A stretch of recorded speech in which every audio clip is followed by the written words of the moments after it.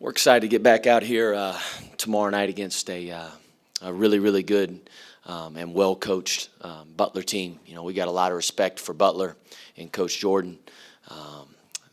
Starts with Kamar Baldwin. Obviously, he's a phenomenal player. He's as good as any guard in the entire country. Seems like he's been there forever. It's his senior year finally. But you know, it's not just him. I mean, they got Sean McDermott, who's a really good player. You know, they can beat you from three. Jordan Tucker's a really good player. So we're going to have our hands full. You know, Butler, they're a very good defensive team. They're a tough team. They don't hurt themselves. They take care of the ball. You know, so we have to go in with that mindset that it's an us versus the world mentality. And we're excited, like I said, to get out there and play. Kamar has averaged, I think, about 19 points just in Big East play, and he had that game winner against Villanova. What makes him so special? Why has he been so productive this season? Man, he's been really good all. This will be his fourth year. I mean, he's been tremendous all 4 years. He's so long and he has such good instincts. He can get anywhere on the floor that he wants. You know, he's slippery with his dribble. He's patient. He's obviously gotten better and better throughout his career at Butler. Just his poise. Like I said, he's constantly probing the defense on the dribble. And then once he picks it up, he's got all these shot fakes and pivots, and he makes big shots. I mean, he is one of the best closers in all of college basketball. He's a big reason why they've been so good this year. I think that's one of the interesting plots in this game is how you decide to match up with Baldwin and McDermott. So, you know, I know you probably don't want to give away your game plan, but how do you envision? Is that like a Paul Najee combo on those two guys? How do you try to defend those guys? Well, if Coach Jordan's listening to this, we're gonna throw Tyreke on Kamar Baldwin the whole game and just let it be a one-on-one game, top of the key. You know, it's going to be a team effort. I mean, those guys. You know, McDermott's had a great year. You know, I'm a big fan of his, man. It's fun to watch him play and just see his progress that he's made since he's been at Butler. You know, he's got great range. They fly him off all these screens and get him shots. He's a great cutter. He's their leading rebounder, McDermott is, and I think that tells you about the type of kid that he is. So we're going to have our hands full. We got to block him out. We got to be able to chase him around, be there on the catch, make him earn his points. And then, you know, Kamar, you know, we got to limit his paint touches. And it's not going to be just the individual that's guarding him. It's going to be a team effort. We need to keep our defense nice and tight. We got to be great in ball screens. You know, he uses a lot of ball screens, and we got to keep him out of the paint.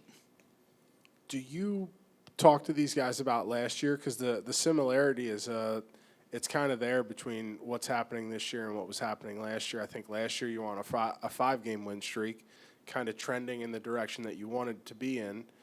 And then you run into Butler at Butler, and it's a little bit of a setback. Do you remind these guys of that, and is that kind of a teaching moment this year, what happened last year? Yeah, you know, we got off to a great start when we played at Butler. I think it was like 9-2 to start. Then I thought they were really, really physical with us and didn't let us get to our spots. I thought they really tried to pressure us. And then Kamar made some big-time shots down the stretch, some tough ones that closed the game out. You know, but again, their team's much different than they were last year, and I think our team's a lot different than we were last year. But, yeah, I mean, it's obviously, you know, you always learn from your past games. But, again, like I understand Team 98 is way different than Team 97. You know, we just got to keep doing what we're doing. And, you know, that's defense. Our defense has been tremendous lately. It's been really tight. And we've been limiting teams to one shot at that end, which will increase your defensive efficiency in a big way. You know, we've been able to dominate the glass the last few games, and that's got to continue for us to have success. One of the questions I get most from fans is about Dontarius, and he had a really great game against St. John's. I think he had 8 rebounds, but in the last 6 games, he's played not at all except for that baseball pass that he threw. What can he do to play more? Is this a result of the new kind of starting lineup? And I don't know. I just was curious what he could do to get better. Yeah, you know, Don played really well against St. John's.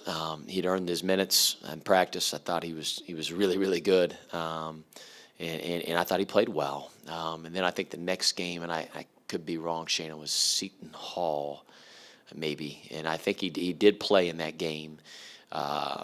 You know, a dose of minutes. I couldn't tell you exactly how many, but didn't play as well.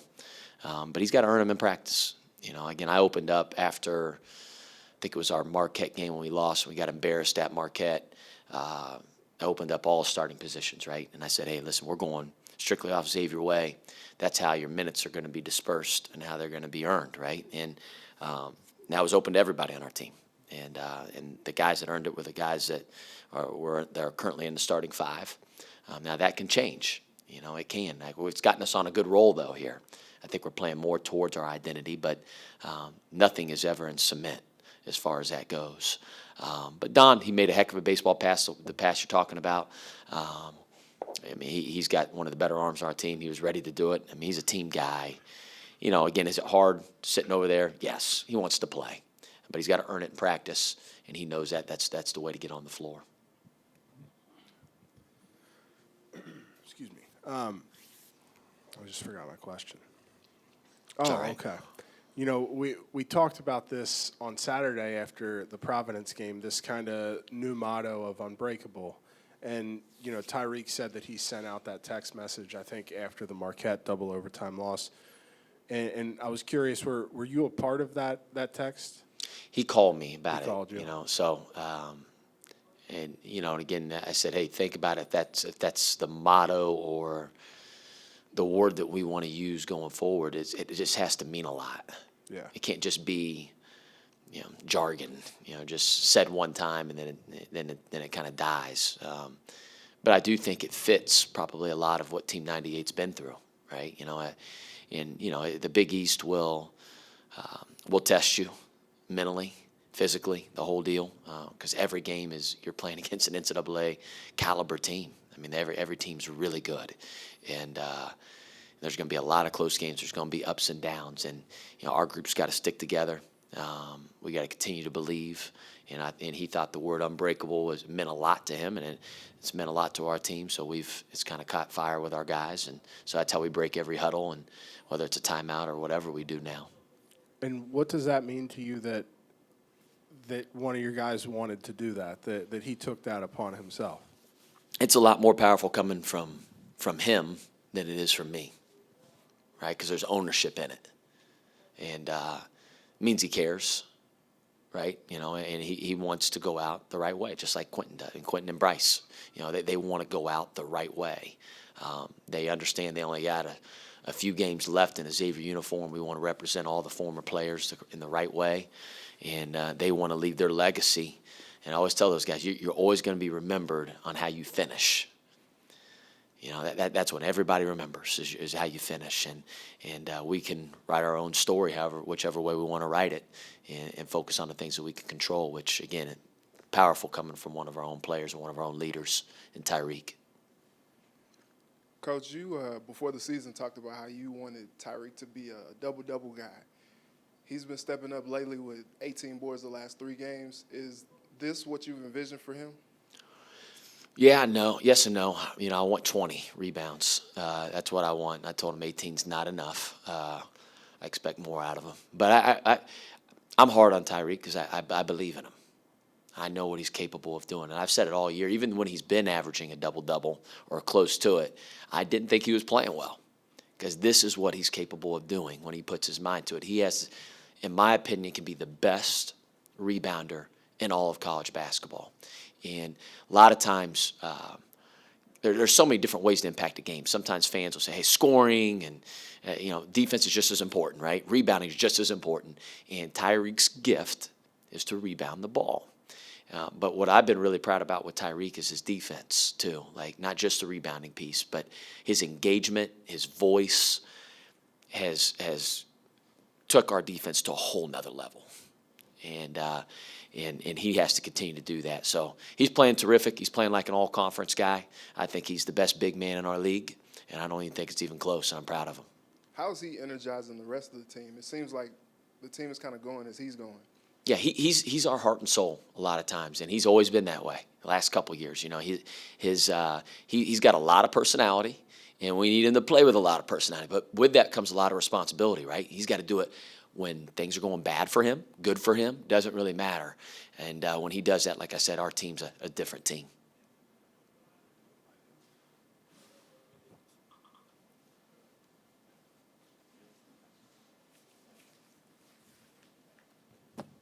you've been back to Butler before, but as your alma mater, and Matt Graves going back to a place he played and coach, and Paul being from nearby, is this add a little bit more juice to this game? It's already a big rivalry, but there's so many ties here. Yeah, it's a great game. Obviously we got a lot of respect for Butler. I've had a close bird's eye view. I mean, Matthew Graves was a great player there. Coaching 2 national championship games while at Butler.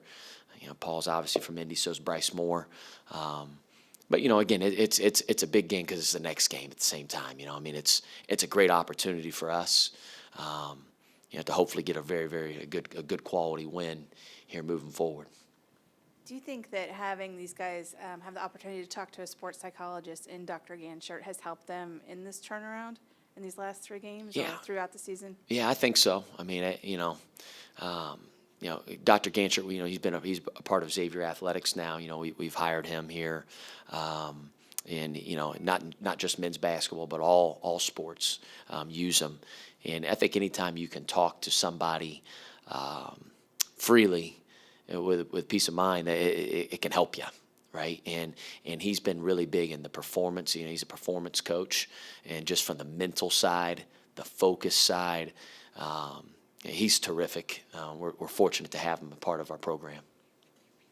Is there anywhere specifically that you've seen his progress with the guys talking to him? I wish I could say free throws. We're going to get there, though. I promise to all the fans, we work on them every day. No, but I think moving on to the next play, I think he notices little things throughout the game, and he'll send me some text messages and stuff. Say, hey, I noticed this in this moment. How a teammate reacted to this, and he talks to him about that. Which I think's great. It's great for us. Like I said, he's been a great addition, to Xavier Athletics. Thank you.